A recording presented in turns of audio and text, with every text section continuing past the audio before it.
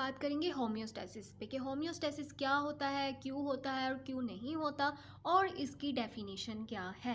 पर उससे पहले हम बात करेंगे इन्वायरमेंट पे। हमारे पास सिर्फ और सिर्फ दो तरह के इन्वायरमेंट होते हैं, एक होता है एक्सटर्नल और दूसरा होता है इंटरनल। एक्सटर्नल की पहले बात करेंगे तो एक्सटर्नल इन्वायरमेंट को हम मेंटेन करने के लिए काफ़ी कुछ करते हैं, जैसे गर्मियों में हम लगाते हैं पंखा, एसी, और अगर हम कहीं धूप वगैरह में खड़े हुए हैं, ठीक है, तो हम सायादार जगह ढूंढते हैं जहाँ पे हम जाएं और हम अपना एक्सटर्नल इन्वायरमेंट को मेंटेन कर सकें, ठीक है।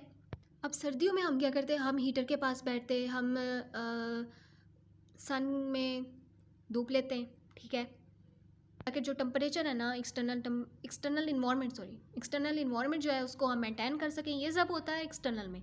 तो इंटरनल में क्या होता है, हम क्या क्या कर सकते हैं, मतलब एक्सटर्नल को तो मेंटेन करने के लिए हमने काफ़ी कुछ किया, हमने ये सब हम कर रहे हैं इन्वायरमेंट को अपने मेंटेन करने के लिए, अपने एक्सटर्नल इन्वायरमेंट को मेंटेन करने के लिए। इंटरनल के लिए हम क्या कर रहे हैं, कुछ नहीं कर रहे, वो सब कुछ करेगा होम्योस्टैसिस।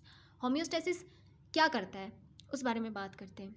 जो इंटरनल इन्वायरमेंट को मेंटेन करने की एबिलिटी होती है उसको क्या कहते हैं, होम्योस्टैसिस। तो होम्योस्टैसिस की एक एग्जांपल भी है, आप गए हो ट्रिप पर और कहाँ गए हो, एक ऐसी जगह जहाँ पे बहुत सर्दी है, -5 है, तो उस टाइम आपका जो बॉडी का इंटरनल टेम्परेचर है वो क्या है, 37। उसके बाद आप बाहर थे, घूम रहे थे, उसके बाद आप गए अपने रूम में और वहाँ पे थे लगे हीटर। उस टाइम आपका टेम्परेचर क्या हुआ, बॉडी का 37 डिग्री हीट था, बट वहाँ पे रूम का क्या टेम्परेचर था, रूम का टेम्परेचर 20 था और बॉडी का 37। ऐसा कैसे हो सकता है, ऐसा हो सकता है, बॉडी का टेम्परेचर वो मेंटेन किसने रखा, होम्योस्टैसिस ने रखा। क्यों रखा, क्योंकि ये एबिलिटी है बॉडी की क्या करने की, मेंटेन करने की इंटरनल इन्वायरमेंट को।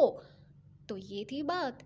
होम्योस्टैसिस किन किन कंडीशंस को मतलब मेंटेन करता है, कौन कौन सी चीज़ें हैं, कौन सी कंडीशंस हैं। एक होता है हमारा टेम्परेचर, एक होता है हमारा वाटर लेवल, और तीसरा होता है ग्लूकोज लेवल।